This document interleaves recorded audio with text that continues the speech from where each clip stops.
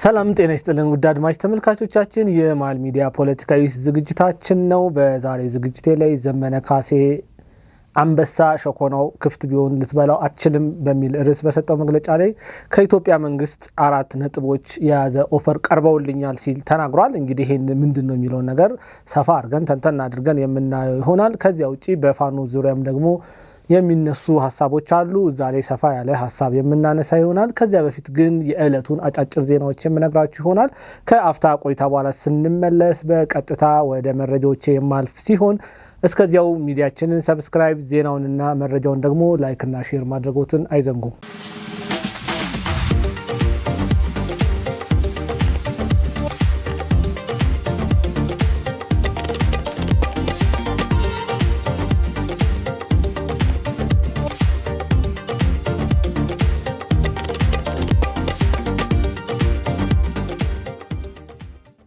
እንግዲህ ውድ አድማጭ ተመልካቾቼ ተመልሻለሁ። ወደ መጀመሪያው መረጃ ሳልፍ በሰሜን ሸዋ በስም የሚታወቁ የፋኖ አመራሮች፣ አጃቢዎችና ታጣቂዎች በአጠቃላይ ከ60 በላይ የሆኑ ሰዎች ላይ እርምጃ መወሰዱ ተገልጿል። ከተለያዩ የፋኖ አደረጃጀቶች አንዱ ከሆነው የመከታው ቡድን በተገኘ መረጃ ጥቃት መፈጸሙ ተገልጿል። በድንገት በተወሰደው እርምጃ አመራሮችን ጨምሮ ታጣቂዎች መገደላቸውም ተሰምቷል።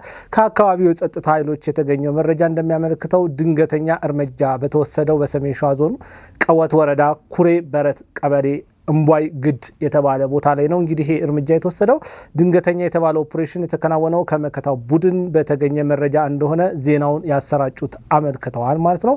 መከታው ማሞ በደሳለኝ ሲያስብ በሚመራው የሸዋ ቡድን ላይ ጥቃት ፈጽሞ በርካቶችን አስሮ እንደነበረ የሚታወስ ነው። እንግዲህ መከታው ማሞ በደሳለኝ ሲያስብ በሚመራው ሸዋ ቡድን ላይ ጥቃት ፈጽሞና በርካቶችን አስሮ እንደነበረ ያስታወሰው ዜናው መረጃው የተገኘው ከመከታው ቡድን እንደሆነ ቢገልጽም ለተመሳሳይ ኦፕሬሽን ሲባል ዝርዝር መረጃ አልሰጠም ማለት ነው። እርምጃው የተወሰደባቸው አመራሮች ስም፣ ማዕረግና ልዩ ልዩ የስራ ድርሻ ተጠቅሶ ይፋ የሆነ ሲሆን እንደሚከተለው ስሞቹን እነግራቸዋለሁ ማለት ነው። አንደኛ አጌጠ የሸዋ እዝ ሲባል ሎጂስቲክ ኃላፊ መምሪያ፣ ሁለተኛው አብርሃም የሚባል ሲሆን የእስረኞች አስተዳዳሪ ነው። ሶስተኛው 50 አለቃ ታዬ ብርሃኑ የአስቻለው ደሴ ክፍለ ጦር ዘመቻ ኃላፊ የነበረ ሰው ነው።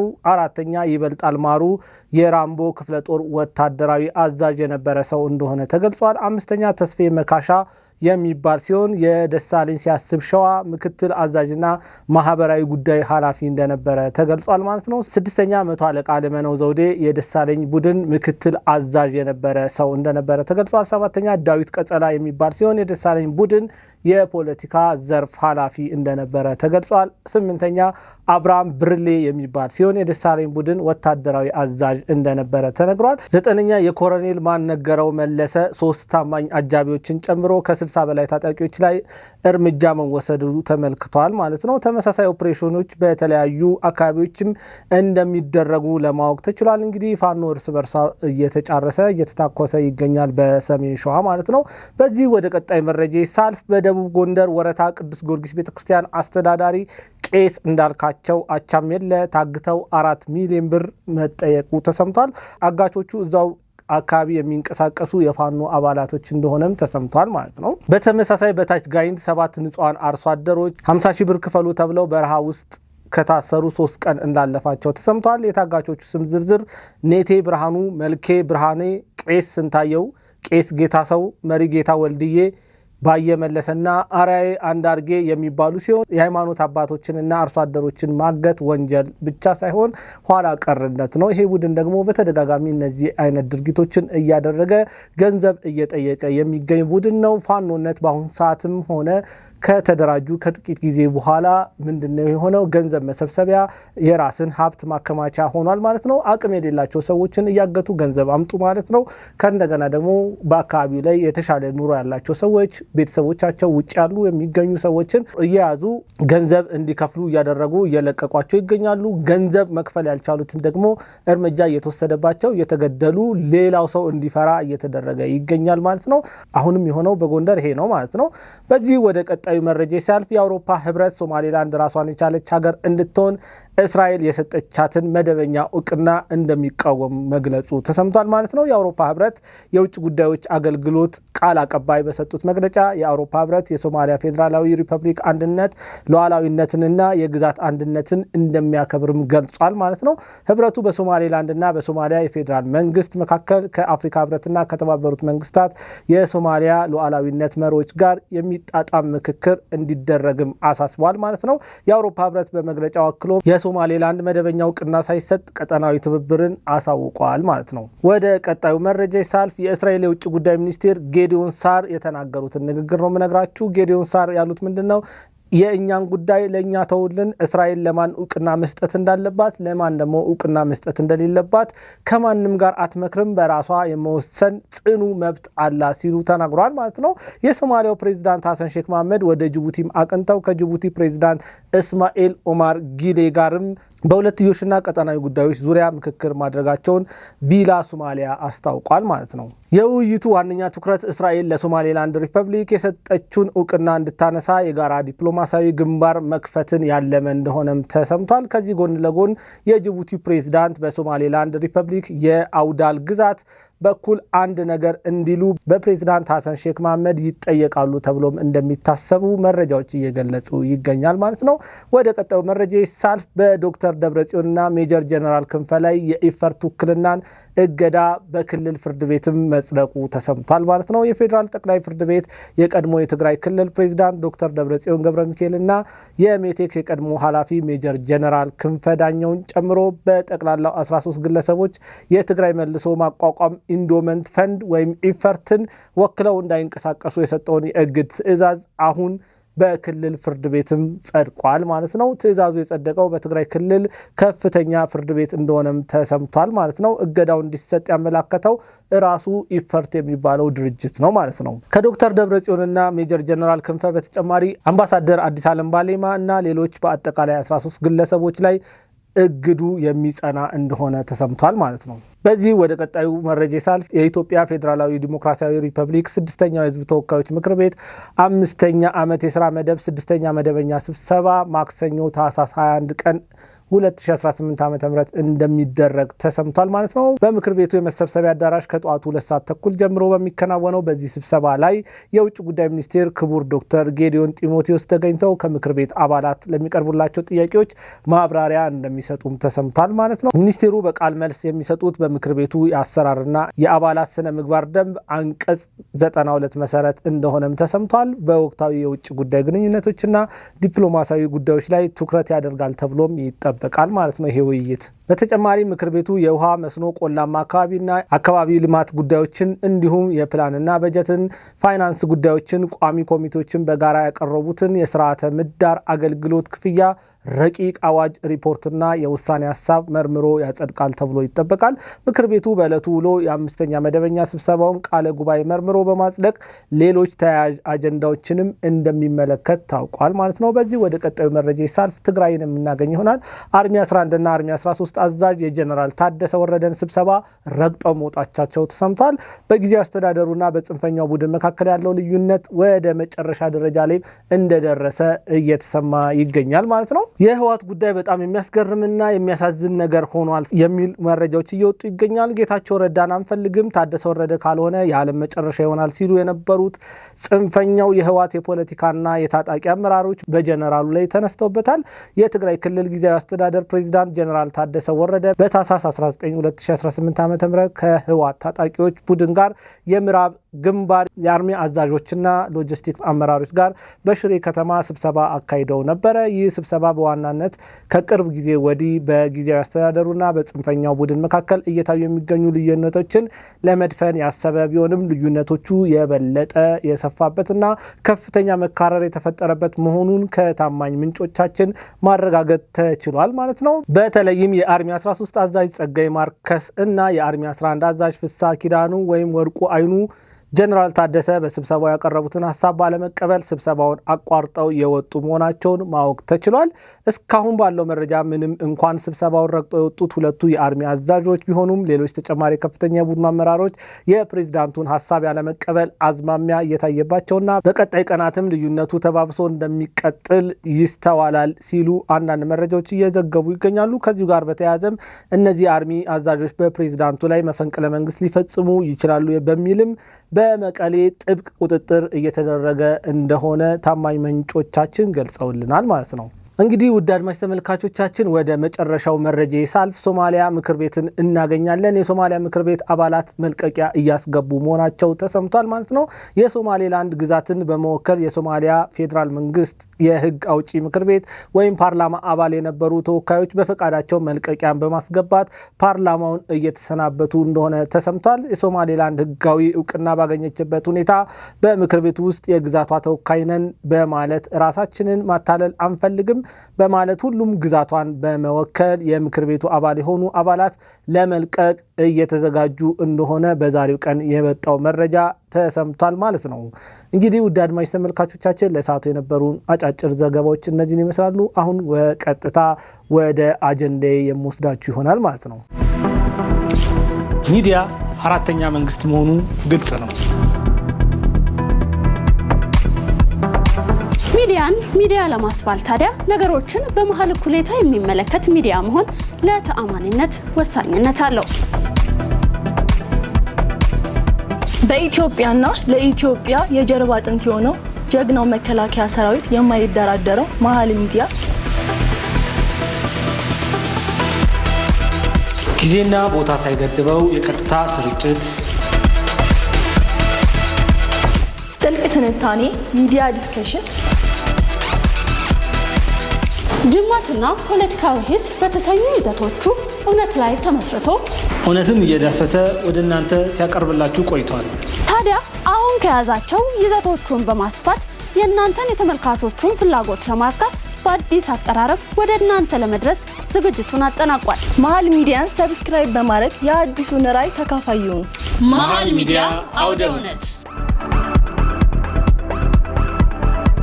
እንግዲህ ውድ አድማጭ ተመልካቾቻችን ወደ አጀንዳዬ ስመለስ በዛሬው ቀን ዘመነ ካሴ ያወጣው መግለጫ እንመለከታለን። ዘመነ ካሴ ያወጣው ረጅም ጽሁፍ ነው። በዛ ውስጥ የጠቀሰውን ነገር ነው አንስቼ ለመወያየት የፈለኩት። ከጠቀሰው ሐሳብ መካከል አንደኛው አንበሳ ሺህ ጊዜ ሸኮናው ክፍት ቢሆን ልትበላው አትከጅልም፣ ምክንያቱም አትችልም የሚል ንግግር ተናግሯል ማለት ነው ዘመነ ካሴ። ይሄ ንግግር ምን ማለት ነው? ምን ማለት ፈልጎ ነው እንደዚህ የተናገረው የሚለውን እየተነተንን እንሄዳለን ማለት ነው። ዘመነ ራሱን እንደ አንበሳ አድርጎ ነው እዚህ ጋር እያሰበ ያለው ማለት ነው። በዚህ ጽሁፍ እኔ አንበሳ ነኝ የሚል አይነት ንግግር ያዘለ ጽሁፍ አስቀምጧል ማለት ነው። እውነት ለመናገር የአንበሳን ባህሪ ስንመለከት ያው መቼስ ዘመነ ካሴ እንደምታውቁት ወንድ ነው። ወንድ አንበሳ ነኝ ካለ ራሱን በወንድ አንበሳ ነው ሊመስል የሚችለው። ራሱን እንደ ወንድ አንበሳ ከወሰደ ደግሞ የወንድ አንበሳ ባህሪ ምን አይነት ባህሪ ያለው የሚለውን ተንተን አድርገን ከዘመነ ካሴ ጽሁፍ ጋር ለማየት እንሞክራለን ማለት ነው። እንደምታውቁት ወንድ አንበሳ ተኝቶ ነው የሚውለው። ሰነፍ ነው፣ ማደን አይችልም። አድና የምታበላው ሴቷ አንበሳ ናት። ይህንን ንግግር ከዘመነ ነገር ጋር ስናያይዘው ዘመነ ካሴ ተኝቼ ነው ሙለው ወደለኝ እያለን ነው ማለት ነው። እንግዲህ በሌላ ቋንቋ ማለት ነው። በሌላ በኩል ደግሞ አንበሳን አትበላውም፣ ምክንያቱም ልትበላው ብትፈልግ እንኳን አትችልም የሚል መልእክት አስተላልፏል። ምን ማለት ፈልጎ ነው? እኔን መግደል አትችሉም፣ ልትይዙኝ አትችሉም እያለን ነው ማለት ነው። ለምን እንደዚህ ሊል ቻለ? ለምን እንደማይያዝ አመነ ብለን መጠየቅ መቻል አለብን። አንድም ኢትዮጵያ ውስጥ የለውም እያለ እየነገረን ነው። ስለዚህ አትይዙንም፣ ኢትዮጵያ ውስጥ ስላልሆንኩኝ ልትይዙኝ አትችሉም የሚል አይነት ንግግር ነው እየነገረን ያለው። አንድም ደግሞ ሀገር ውስጥ እንኳን ብሆን ልትይዙኝ አትችሉም፣ ምክንያቱም የሚያስከብረኝ እንዳልታይ የሚያደርገኝ የአባቶቼ የሰጡኝ እጽ አለ የሚል ሀሳብ ነው እየተናገረ እያሰፈረ ያለው ማለት ነው። በዚህ እጽ መሰወር እንደሚችል ዘመነ ያምናል ማለት ነው። ይሄ እጸ መሰውር ይባላል።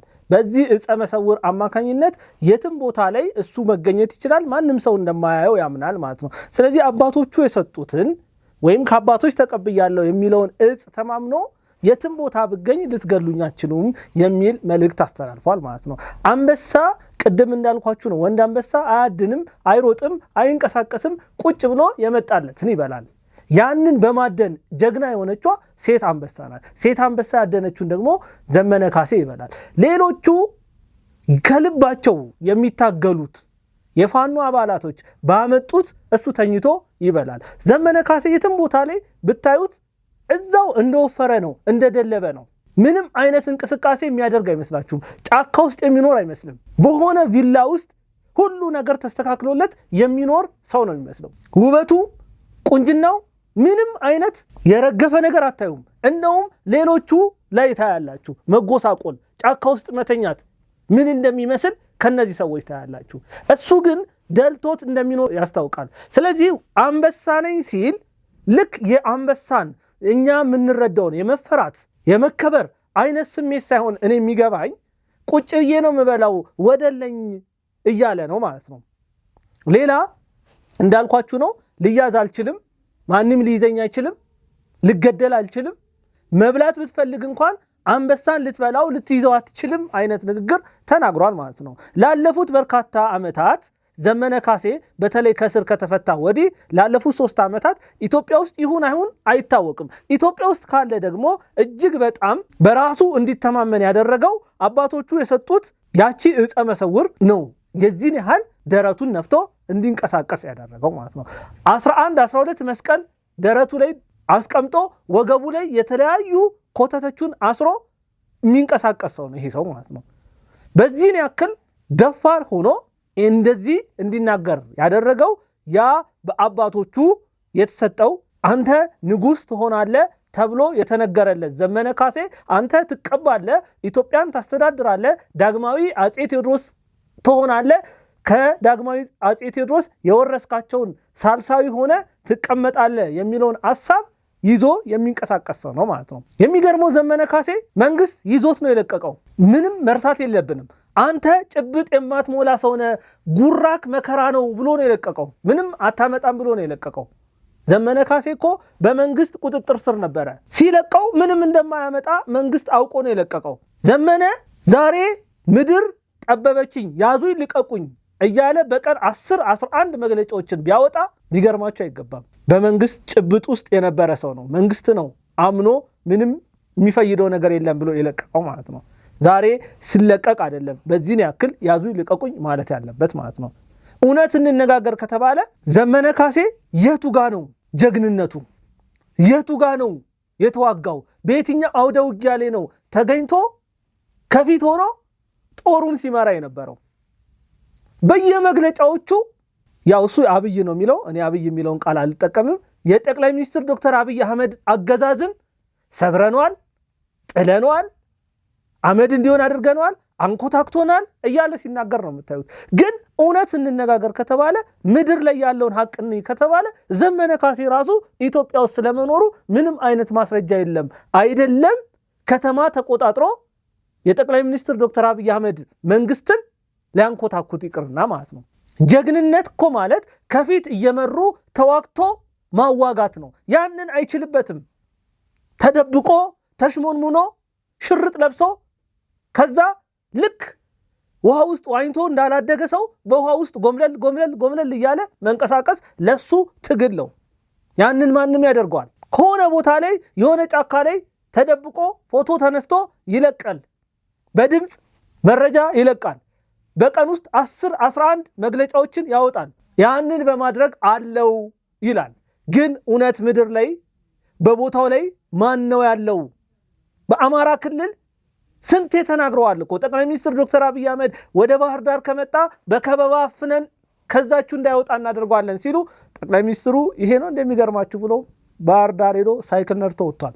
ብዙ ነገር አድርጓል። አሁን እኮ በተለያየ የአማራ ክልል ቦታዎች እኮ የኢትዮጵያ መንግስት ከማህበረሰቡ ጋር እየተነጋገረ ነው። ስብሰባ ቁጭ ብሎ እየተነጋገረ ነው። እንደፈዋለን፣ እንገለዋለን፣ እናጠፋለን እዚች ከደረሰ ሲሉ የነበሩ ሰዎች የት አሉ? በየቀኑ መግለጫ ከማውጣት ውጪ ምን አደረጉ? ጎጃም በለው ጎንደር በለው ሸዋ በለው በየቦታው ገብቶ መንግስት እያወያየ ነው ማህበረሰቡም ችግሩን፣ ሰቆቃውን፣ መከራውን ለመንግስት እያጋራ ነው። የምንሰማቸው ነገሮች እጅግ የሚቀፉ ናቸው። በሰውኛ እንደዚህ ይደረጋሉ ወይ? ተብለው የማይታሰቡ ነገሮች ሁሉ እያደረጉ ነው። ይሄ ፋኖ የሚል አደረጃጀት ማለት ነው። ለአማራ ህዝብ መከራ ሆኖ የተቀመጠ ቡድን ነው። በአማራ ህዝብ ላይ ቀንበር ሆኖ ትከሻውን ያጎበጠ ቡድን ነው። ይሄ ወጣቶች ተስፋ እንዳይኖራቸው ያደረገ፣ ልጆች እንዳይማሩ ያደረገ፣ አባቶች እናቶች በልጆቻቸው ህይወት ላይ ሰቀቀን ቁጭ ብለው ያሉ ሰዎች ናቸው እንዲሆኑ ያደረጉ። ሌላ ምንም የፈጠረው ነገር የለም። የዘመነ ካሴ ጉራ ይሄ ነው። ጭብጥ የማይሞላ ሰው ነው እኮ መንግስት እኮ ነው የለቀቀው። እፉዬ ገላ በሉት እኮ ተይዞ ሲለቀቅ ምድር አልበቃውም። በየጊዜው በየቀኑ ደግሞ የሚገርማችሁ ነገር እኮ ከህዋት የወረሰው ስለመሆኑ እኮ ብዙ ማረጋገጮች አሉ። ህዋት የፌዴራል መንግስቱ በተነፈሰ ቁጥር ነው መግለጫ የሚያወጣው። አሁን ያንን የወረሰው ዘመነ ካሴ ምን እያደረገ ነው? በየደቂቃው በየሰዓታቱ ልዩነት መግለጫ ያወጣል። በመግለጫ ውስጥ የሚያማምሩ ቃላቶችን ከሽኖ ያስቀምጣል። ጀግና እንደሆነ፣ መድፍ እንደማረኩ፣ ታንክ እንደማረኩ፣ ሄሊኮፕተር እንደጣሉ የማይነግሩን ነገር የለም እኮ። ታምር ነው የሚነግሩን። በሚነግሩን ነገር ቢሆን ኑሮ ዛሬ የብልጽግና መንግስት ተረት ተረት ሆኖ በቀረ ነበረ። እነሱ እንደፎከሩት ቢሆን ኑሮ ማለት ነው። የጠቅላይ ሚኒስትር ዶክተር አብይ አህመድ መንግስት በ4 ኪሎ ባልተገኘ ነበረ። እንደነሱ ፉከራና ሽለላ ቢሆን ኑሮ ማለት ነው። ዛሬም እኔ አንበሳ ነኝ ሲል መጥቷል። እኔን ልትይዙኝ ልትገሉኝ አትችሉም የሚል ሐሳብ ይዞ ብቅ ብሏል። እንደዚህ አይነት ሐሳቦች ሲመጡ ማህበረሰብን ሊያጭበረብር ይችላል። እሱን የሚደግፉ በጭፍን የሚሞቱለት ሰዎች አሉ። እነሱን ሊያጭበረብር ይችላል። ግን አንበሳ ነው ወይ ዘመነ ካሴ ብለህ ስታስብ አይደለም።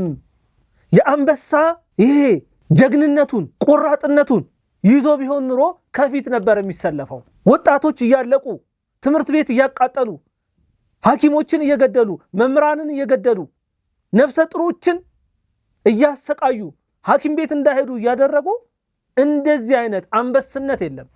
ይሄ ጭካኔ ነው። በእርግጥ መግደል ከህዋት የተማሩት ነው። ህዋትን እንደ አምላክ እያዩ ያሉ ቡድኖች ናቸው የዘመነ ካሴ ቡድን ማለት ነው። የቱንም ያክል ጉልበት ሊኖር ይችላል ዘመነ ካሴ፣ የቱንም ያክል ተፈሪ ልትሆን ትችላለህ፣ የቱንም ያክል ልትከበር ትችላለህ፣ የቱንም ያክል ተሰሚ ልትሆን ትችላለህ። ግን አንድ ቀን ይመጣል፣ ያንተ ያልሆነች ቀን ትመጣለች፣ አንዲት ቅስፈት ትመጣለች። ያኔ መውደቅ አይቀርም። ስለዚህ ያንን እያሰብክ መንቀሳቀስ መቻል አለብን። ለማህበረሰቡ ምን የሚጠቅም ነገር ይዤ መጥቻለሁ ብለህ ማሰብ መቻል አለብን። እውነት ነው አንዳንድ ትግሎች ነፃ ሊያወጡ ይችላሉ። ግን በዚህ ሰዓት የእውነት ትግላችሁ የብልጽግና መንግስት የአማራን ህዝብ እናንተ እንደምትሉት አጎሳቅሎት በድሎት ነው ወይ ነው? ከናንተ በላይ የአማራን ህዝብ እየበደለ ያለው አለ ወይ? ስለዚህ ነገሮችን ኮምፔር እና ኮንትራስት አድርጎ አይቶ የትኛው ነው የሚበልጠው? እኛ ወዳቂዎች ነን፣ ሰዎች ነን። ጊዜያችን ይመጣል። ወደድንም ጠላንም ማለፋችን አይቀርም። የተሰጠን ጊዜ ትንሽ ነው። በዛ ውስጥ ምን ሰርተን ነው ማለፍ ያለብን? ማህበረሰቡ የሚጠቅመው ምንድን ነው ብለን ነው ማሰብ መቻል ያለብን። ትምህርት ቤት እንዳይሄዱ ህፃናትን በማገት እናት አባቶች እንዳይወጡ በማድረግ ቤተ ክርስቲያን ያሉ አባቶችን በማገት ካህናት እንዳይወጡ እንዳይገቡ በማድረግ በማረድ በማንከባለል በእንብርክካቸው እንደሄዱ በማድረግ ነው ወይ? ዛሬ ያለን ጉልበት እኛም አንድ ቀን ይጠፋል። መሄዳችን አይቀርም ወደ ሽምግልን ነው። ዛሬ የምንሰራት እያንዳንዷ በደል አባቱን ስታንበረክክ ያየ ህፃን ማደጉ አይቀርም። አንተ ያኔ ታረጃለህ፣ ያኔ ዋጋ ያስከፍልሃል። ዛሬ ጉልበት ሊኖር ይችላል። ዛሬ ወጣት ልትሆን ትችላለህ። የፈለግከውን ልታደርግ ትችላለህ። ምንም የማይችሉ ህፃናቶች እያዩክ ነው። አባቱን ስታንገላታ፣ እናቱን ስትደፍር፣ እህቱን ስትደፍር እያዩ ነው። እነዚህ ህፃናቶች ትምህርት ቤት እንዳይሄዱ እያደረካቸው ነው። ያድጋሉ። ያኔ ቀን ጠብቆ ዋጋ ያስከፍለዋል። ሊያውም የምንኖርበት ማህበረሰብ ደመላሽ ተብሎ በሚኖርበት ማህበረሰብ ውስጥ እንዲህ አይነት ግፍና መከራ ለማህበረሰብ ማስቀመጥ ዋጋ ያስከፍለናል።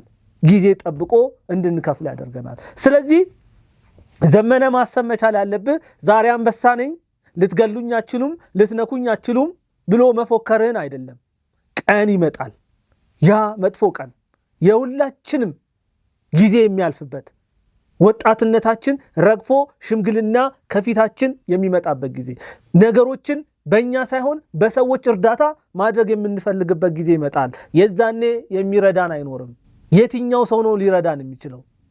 ያ እናቱን የደፈርክበት፣ አባቱን የገደልክበት፣ ወንድሞቹን የገደልክበት፣ እናትና አባቱን እርሻ እንዳያርሱ መንገድ ዘግተህባቸው የእርሻ መሬታቸውን በጦርነት ከበ ይዘ እንዳይበሉ እንዳይጠጡ ያደረካቸው ህፃናት ነው ወይ አንተ ስታረጅ ምርኩዝ የሚሆኑክ? ቆም ብሎ ማሰብ ያስፈልጋል። ዛሬ መደንፋት አይደለም። እነዚህ ሁሉ ነገሮች ዋጋ የሚያስከፍሉን ቀን ይመጣሉ። ይሄ ሁሉ ግፍ፣ የተገደሉ ሰዎች የቤተሰቦቻቸው እንባ ቀን ጠብቆ ይከፍላል። ማናችንም ከዚያ አናመልጥም። ያኔ የተማመንክበት ሁሉ ከንቱ ይሆናል። ጉልበት ይከዳሃል፣ ኃይልህን ታጣለህ፣ ሚዛንህን ትስታለህ። ለምናደርጋቸው ነገሮች ሁሉ መጠንቀቅ መቻል አለብን። አይኖ ካባው ሽፋኑ ለአማራ ህዝብ የሚደረግ ትግል ነው። የአማራን ህዝብ ነፃ ማውጣት ነው። ያልገባው ብዙ የሚከተልህ አለ። የታሰረ የሚመስለው፣ ነፃ ያልሆነ የሚመስለው፣ ስቃይ ውስጥ ያለ የሚመስለው፣ ግን የሆነ ቀን ይሄ በዚህ በጨለማ ውስጥ ያለው ህዝብ የነቃ ቀን፣ ብርሃን የወጣለት ቀን፣ ወደ ገደል እንደመራሃው ያሰበ ቀን፣ ያኔ ለአንተ አይተኛልህም። መንግስት አይደለም አንተን የሚይዘ፣ ራሱ ማህበረሰቡ ነው የሚይዘ። ስለዚህ ነገሮችን በጥንቃቄ ማድረግ አለብን። አማራ ጥያቄ የለውም ብዬ እኔ አላስብም። አይደለም አማራ፣ ሁሉም ኢትዮጵያ ውስጥ ያለ እያንዳንዱ ህዝብ ጥያቄ አለው። ብዙ ጥያቄዎች አሉ። እውነቱን እንነጋገር ከተባለ የምንኖረው ኢትዮጵያ ውስጥ ነው። ኢትዮጵያ ድሃ ናት። በድህነት ውስጥ የሚኖር የትኛውም ማህበረሰብ ጥያቄ አለው። እንኳን እኛ በእንግሊዝ የሚኖሩ፣ በካናዳ የሚኖሩ፣ በአሜሪካን የሚኖሩ ሰዎች ሁሉ ሳይቀር ጥያቄ አላቸው። ጥያቄያችን መልኩ ሊለያይ ይችላል። ኢትዮጵያ ውስጥ ያለው ህዝብ ጥያቄና ካናዳ ያለው ህዝብ ጥያቄ መልኩ ሊለያይ ይችል ይሆናል እንጂ ጥያቄ የሌለው ማህበረሰብ የለም። ጥያቄዎችን ግን እንዴት አድርገን እንፍታ ነው። በንግግር መፍታቱ የተሻለ ነው። አየነው እኮ ላለፉት በርካታ ዓመታት በጦርነት አየነው። ኦኬ እኛ አልነበርንበትም፣ በታሪክ ነው የሰማነው። አሁን ግን ያለፉት 3 ዓመት ግን እያየነው ነው። ቢያንስ አንተ የምትመራው ወጣት ምን ያህሉ ረገፈ፣ ምን ያህሉ ማህበረሰብ ድህነት ውስጥ ወደቀ፣ ሀብቱን አጣ፣ ንብረቱን አጣ፣ ገንዘቡን አጣ፣ ጤናውን አጣ። ይህንን ማሰብ መቻል አለብን። የምትመራው ትግል ማህበረሰቡን ካልጠቀመ ወደሚጠቅመው መሄድ ነው የሚሻለው። ርቀታችንን ከዚህ በላይ አናድርገው። የመከራ መንገዳችንን ከዚህ በላይ አናርዝመው።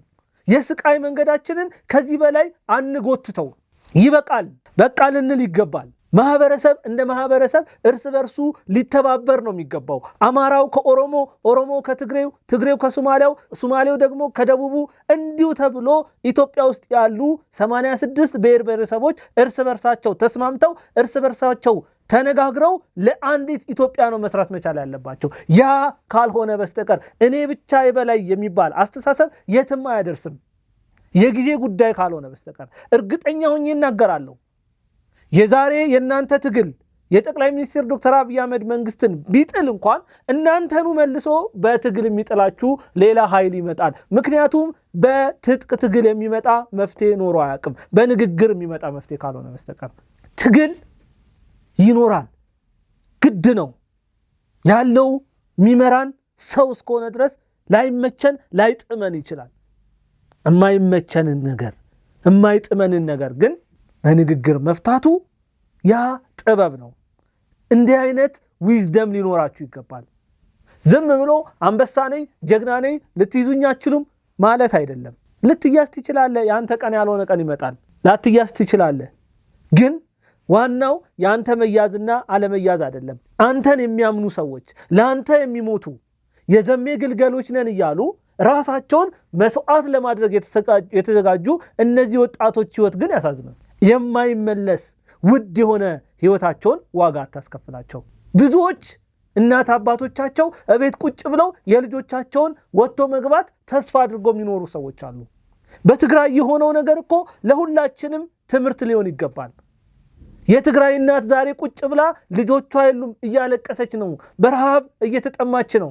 በችግር በመከራ ውስጥ ሆና ነው ያለችው። መራቡ መጠማቱ ብቻ አይደለም፣ ልጆቿን አለማየቷ በየዕለቱ እያለቀሰች እያለች ወደ ውስጥ እየደማች ነው ያለችው። ማንም አይመልስላትም። ገንዘብ የልጇን ደም አይመልስም። ምግብ የፈለገ ብናበላት የልጇን ጥያቄ አይመልስላትም። ውስጧ ሁሌ እንደቆሰለ ነው። ውስጧ ሁሌ እንዳረረ ነው። ሰላም አይኖራትም፣ ምንም ቢኖራት እንኳን ማለት ነው። ስለዚህ ልጆች ሳይሞቱ ወጣቶች ሳይገደሉ መፍትሄ ማምጣት ይቻላል። እንደተማረ ሰው ቁጭ ብሎ መነጋገር ጥቅም አለው። ዘመነ ካሴ የተማረ ሰው ነው። ትምህርትን በሚገባ ያጠናቀቀ ሰው ነው። ታውቀዋለ። ስለዚህ ራስን በዚህ ልክ አካብደ አንበሳ ነኝ ጀግና ነኝ ከማለት ይልቅ ለማህበረሰቡ ምን የሚጠቅም ነገር ሰርቻለሁ የሚል ነገር ማሰብ መቻል አለብን። ይሄንን ነው ማህበረሰቡን የሚጠቅም ስራ ካልሰራ ምንም ፋይዳ የለውም። ብትነግስ እንኳን ምናልባት ላንተ ስም ታሪክ ሊኖር ይሆን ይችላል። በኢትዮጵያ ታሪክ ውስጥ የሆነ ሰው ነግሶ ነበረ፣ ዘመነ ካሴ የሚባል ሰው ኢትዮጵያን መርቶ ነበር ሊባል ይችል ይሆናል። ግን ከታሪክ ጀርባ ጥላሸት መኖሩን አትርሳ። ስንት ሰው በአንተ ምክንያት ሞቶ ነው ወደዚህ የምትመጣው። እኔ ግን እውነት እናገራለሁ፣ ወደ ስልጣን አትመጣም። ኢፍ እያልኩ ነው ማወራው። ያ ኢፍ እንኳን ምናልባት 0.0000 ምናምን 0.0 ምናምን እንኳን አይሆንም። ወደ ስልጣን የምትመጣበት መንገድ የለም። በንግግር ከሆነ ግን ሊሆን ይችላል። ስለዚህ ነገሮችን ሰከን ብሎ ማሰብ ይሻላል። አንድ ነገር በደንብ ማሰብ መቻል አለብን። በትጥቅ ትግል የተፈታ ጥያቄ አለ ወይ ኢትዮጵያ ውስጥ? እውነቱን እንነጋገር ከተባለ 50 ዓመት ሙሉ የታገለው ህወሓት 27 ዓመት ሙሉ ስልጣን ላይ በነበረበት ሰዓት የትግራይን መከራ ማቆም መቼ ቻለ? 60 ዓመት ሙሉ በጫካ ሆኖ ሲታገል የነበረው ኦነግ የኦሮሞን ጥያቄ መቼ መለሰ? አልመለሰም እኮ። በትግል የመጣ ለውጥ የለም እኮ። በዛ ማህበረሰብ ስም ትነግድ ይሆናል እንጂ ምንም ማምጣት አትችልም። እናንተም የ3 ዓመት ተቆጠረ። በ3 ዓመት ውስጥ ለአማራ ህዝብ መከራን ከማዋለድ የዘለለ ምን መፍትሄ ይዛችሁን ለመጣችሁ? በቤቱ ያስቀመጠው ጥሪት አለቀ። ግብር ታስከፍሉታላችሁ። ምን ያድርግ ይሄ ማህበረሰብ? ተሰልፎ ወዷችሁ አይደለም እኮ፣ ተገዶ መኖር ስለሚፈልግ በገዛ ልጆቹ እየተሰቃየ ገንዘብ እየከፈለ ነው የሚገኘው ይሄ ማህበረሰብ። ታዲያ የብልጽግና መንግስት ይሻለኛል ቢል ምን ይፈረድበታል? ይሄ ማህበረሰብ ያሳደገችው ያስተማረችው ዛሬ ፋኖ የሆነ ወጣት እኮ ነው የ4 ልጆቿን አባት የገደለባት፣ ፊት ለፊቷ የረሸነው። ይሄ ጭካኔ አይደለም ወይ? ያስተማረችው አስተማሪን ባል እኮ ነው የገደለው። ይሄ ከባድ አይደለም ወይ? ነውር አይደለም ወይ? መምህራን እኮ ከእናትና ከአባቶቻችን ቀጥሎ እናት አባት ሆነው ያሳደጉን ነው፣ የመከሩን ነው፣ የገጸሱን ሰዎች ናቸው። የእውቀት አባት ሆነው ምንም ካለማወቅ ወደ ማወቅ የለወጡን ሰዎች ናቸው። ለእነዚህ ሰዎች እንኳን አራራንም። ተውት እኮ በጣም ብዙ ነገር ነው የተሰራው እዛ በአማራ ክልል እኮ። ለኢትዮጵያ የእውነት የምታስቡ ከሆነ ሰከን በሉ፣ ነገሮችን በንግግር ለመፍታት ሞክሩ። በአማራ በኩል ስፔሻሊ በአማራ ፋኖ በጎጃም በኩል እየተቀነቀነ ያለው አንድ አዲስ ሐሳብ አለ። እጅግ በጣም አስደንጋጭ አስፈሪ የሆነ ሐሳብ አለ። በፊት ኦነግ የመገንጠል ጥያቄ ነበረው፣ ህወሓት የመገንጠል ጥያቄ ነበረው። አሁን ከፋኖ ከአራቱ ፋኖች ከሸዋ ፋኖ፣ ከጎንደር ፋኖ፣ ከወሎ ፋኖ በተለየ መልኩ የጎጃም ፋኖ አማራ የምትባል ሀገርን ለማዋለድ እየሰራ ነው። ምን እያለ ነው? እኛ በኢትዮጵያዊነት ስም መከራ በልተናል። ኢትዮጵያ የሚለው ስም ለመጥፊያችን ምክንያት ሆኗል። በኢትዮጵያ ካባ የአማራ ህዝብ መከራው ተራዝሟል። ስለሆነም ኢትዮጵያ የምትባል ሀገር ለእኛ አትበጀንም፣ አማራ የሚል ሀገር ማዋለድ አለብን የሚል እሳቤ ይዘው እየሰሩ ነው እነ ዘመነ ካሴ። ከህወሓት የወረሱት ሐሳብ ነው ይሄ። እጅግ በጣም ከባድ ነው። ከአማራ ማህበረሰብ ውስጥ ወጣው ከሚል አንድ የአማራ ስነልቦና አለኝ ከሚል ትውልድ ይሄንን መስማት እጅግ አሳፋሪ ነው። ምክንያቱም ኢትዮጵያ ያለ አማራ፣ አማራ ያለ ኢትዮጵያ ባዶ ናቸው። ይሄ ሲባል ኦሮሞም፣ ትግሬውም፣ ደቡቡም ሁሉም ያለ እነዚህ ኢትዮጵያ ባዶ ናት፣ ብቻዋን ምትቀር። እነዚህ ከሌሉ አጠቃላይ 86 ብሔር ብሔረሰቦች በኢትዮጵያ ውስጥ ከሌሉ ኢትዮጵያ የሚባለው ስም ባዶ ነው የሚሆነው።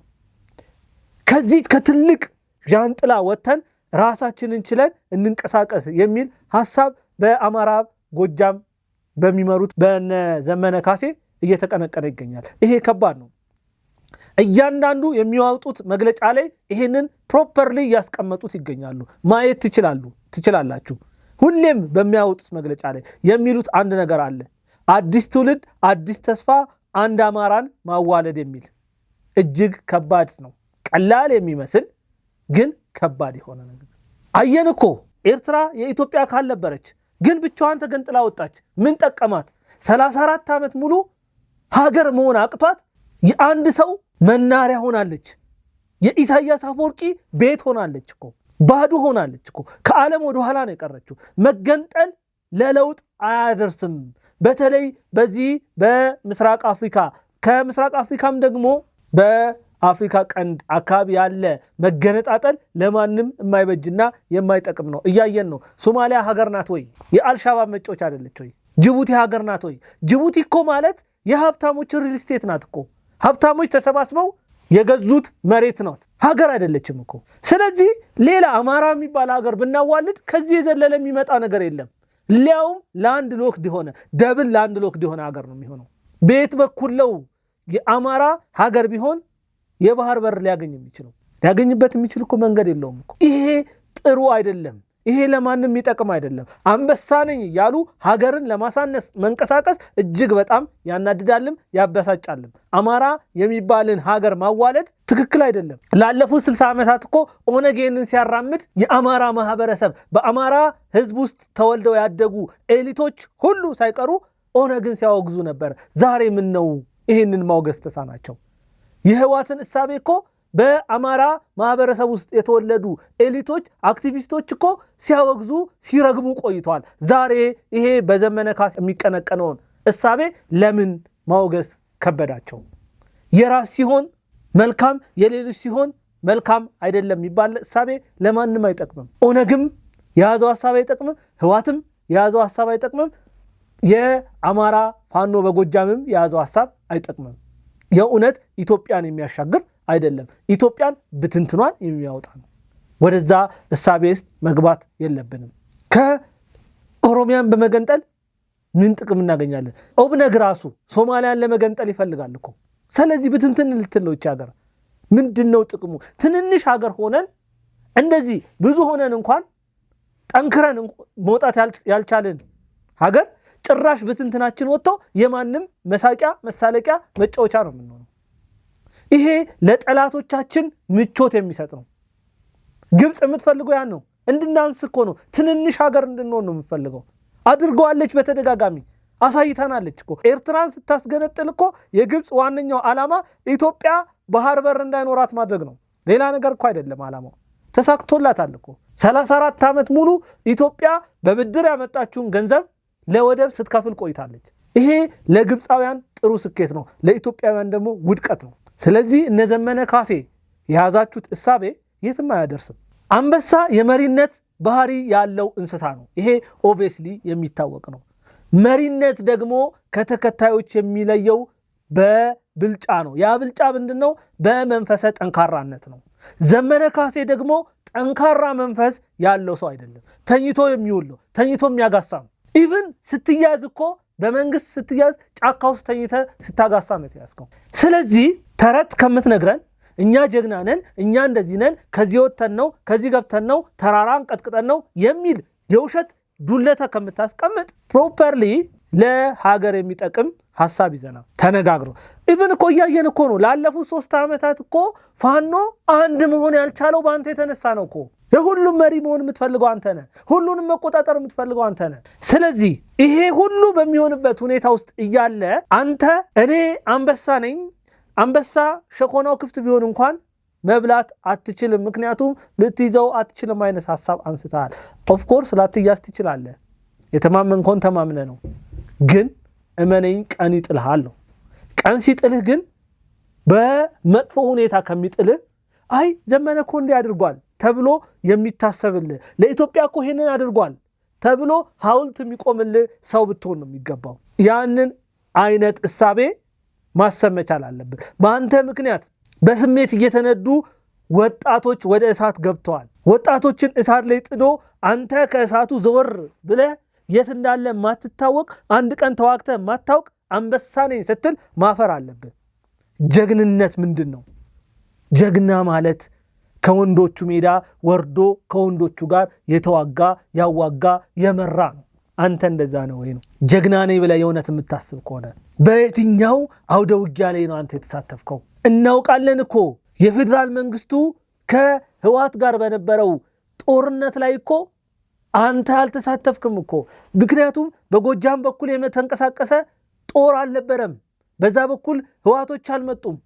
በወሎ ነው ብዛት ያላቸው የህወሓት ሰራዊቶች የመጡት። በወልዲያ በኩል አድርገው ነበር የመጡት። ወንድነት አልተፈተንም። ወንድ ነኝ ብለህ እንደምታወራው ጀግና ነኝ ብለህ እንደምታስበው እንደዛ ከሆንክ የእውነት ወንድነትህን በለውጥ አድርገው። ለውጥ ደግሞ የሚመጣው በመሳሪያ አይደለም። ሁሉን ነገር ዝም ብሎ በማውራት አይደለም። ከዚያ ውጪ ዘመነ ካሴ ባወጣው መግለጫ ላይ 4 ጊዜ ሽማግሌ ተልኮልኛል።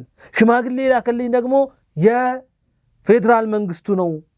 4 ጊዜ ወደ እኔ ሽማግሌ ሲልክ 4 ነገሮችን ኦፈር አድርጎ አስቀምጦልኛል ሲል ተናግሯል ዘመነ ካሴ። እነዛ በዘመነ ካሴ የተነገሩ ኦፈር የተደረጉ ሐሳቦች ምንድናቸው የሚለውን ነግራቸዋለሁ። መንግስት የእውነት እነዛን ኦፈሮች ለዘመነ ካሴ አቅርቦለት ነበር ወይ የሚለውንም እናያለን ማለት ነው። እሺ እንግዲህ በዘመነ ካሴ መንግስት ኦፈር አድርጎልኛል ብሎ ያስቀመጣቸው 4 ነገሮች ምንድናቸው የሚለውን ነገር ልንገራችሁ። አንደኛው ከክልሉ ፕሬዝዳንትነት ውጪ የምትጠይቀንን ስልጣን እንሰጥሃለን ብለው ነበረ። ያ ማለት የአማራ ክልል ፕሬዝዳንት ልሁን አትበለኝ እንጂ ሌላውን በሙሉ ከምክትል ጀምሮ ያለውን በአማራ ክልል የትኛውንም ስልጣን እንስጥ ብለው ነበረ። ይሄ አንደኛው የቀረበልኝ ኦፈር ነው። በመንግስት በኩል 4 ጊዜ ነው የቀረበልኝ ሲል ይናገራል ማለት ነው። ሁለተኛ የቀረበልኝ ኦፈር ብሎ ያስቀመጠው ዘመነ ካሴ አውሮፓ ወይም አሜሪካን ሄደ 3ኛ ዲግሪህን ተማር የሚል ሐሳብ ቀርቦልኝ ነበረ፣ ግን አልተቀበልኩትም ይላል። 3ኛ የቀረበልኝ ሐሳብ ብሎ የሚያነሳው ዘመነ ካሴ 10,000 ካሬ ሜትር መሬት ውሰድና የተወሰነውን ክፍሉ ላይ እገሌ የሚባል ስሙን አልጠቀሰውም፣ እገሌ የሚባል ባለሀብት ግራውንድ ሲደመር 2 ቤት ይገንባል ወይም G+2 ቤት ይገንባል። የቀረው ደግሞ መሬት እስከ 30 ሚሊዮን ስለሚያወጣልህ ሽጠ ትጠቀምበታለህ የሚል መንግስት ኦፈር አቅርቦልኝ ነበረ፣ ግን አልተቀበልኩትም ይላል ዘመነ ካሴ። ምክንያቱም ለምን እንደሆነ አብረን እናያለን። 4ኛ የፖለቲካ ፓርቲ መስርትና በሊቀመንበርነት ምራ፣ ትንሽ አረፍ ትላለ የሚል ሐሳብ ቀርቦልኝ ነበር ይላል ዘመነ ካሴ። የእውነት እንደዚህ አይነት ኦፈሮች ቢቀርቡለት ዘመነ ካሴ የሚተው ሰው ነው ወይ ብለን እናስብ። የምናገኘው መልስ ምን ሊሆን ይችላል? ዘመነ ካሴ የእውነት በመንግስትስ እንደዚህ አይነት ኦፈር ቀርቦለታል ወይ ብለንም ማሰብ መቻል አለብን። መንግስት እኮ ዘመነ ካሴን ይዞት የለቀቀው ሰው ነው። ምንም አታመጣም ብሎ ለለቀቀው ሰው እንዲህ አይነት ኦፈሮችን ያቀርባል ብሎ ማሰብ ሞኝነት ይመስለኛል። ግን አቅርቦስ ከሆነ አቅርቦም ሊሆን ይችል ይሆናል፣ አናውቅም። አቅርቦ ከሆነ እስቲ ዘመነን እንመነውና አቅርቦ ነበር ብለን እናስብ። ለምን ሳይቀበላቸው ቀሩ? የመጀመሪያ የክልሉ ፕሬዝዳንት ውጪ ሌላውን ብትጠይቀን እንሰጣለን አሉት። እሱ ያ አይደለም ፍላጎቱ። የኢትዮጵያ ጠቅላይ ሚኒስትር መሆን ነው የሚፈልገው። ስለዚህ ሊቀበሉ አይችልም። የመጀመሪያ ማለት ነው። ሁለተኛ አውሮፓ ወይም አሜሪካን ልከን 3ኛ ዲግሪ ተማር መማር አይችልም። ከዚህ በኋላ ደንዝዟል። መዓት ዓመታት ኤርትራ ጫካ ውስጥ ቆይቷል ለህወሓት ሲሰራ። አሁንም ያለው ጫካ ነው። ከዚህ በኋላ ወደ ትምህርት ተምሮ ተመልሶ ሊያው በአሜሪካና በአውሮፓ ስታንዳርድ በሚገኙ ዩኒቨርሲቲዎች ተወዳድሮ መማር ይችላል ወይ? አይመስለኝም። ስለዚህ ሊቀበሉ አይችልም። 3ኛው 10,000 ካሬ ሜትር ውሰድና የተወሰነውን ክፍል እገሌ የሚባል ባለሀብት G+2 ይስራል፣ ቀሪውን እስከ 30 ሚሊዮን ብር ትሸጣለ የሚል ሐሳብ ቀርቦልኝ ነበር ነው የሚለው። እንዴ ይሄ በጣም ትንሽ ነው አለሱ። ትንሽ ነው እኮ በመዝረፍ ከዚህ በላይ ያገኛል። ምን ያደርግለታል? እንዴት ሊቀበለው ይችላል ስታስቡት? አሁን ዘመነ ካሴ ከ200 ከ300 ከ400 ሚሊዮን በላይ ሀብት አለው በመዝረፍ ማለት ነው። የፈለገው መሬት እኮ ነው ከባለ ሀብት ጋር ከባለ ስልጣን ጋር ተነጋግሮ ሲያሻሽጥ የሚውለው።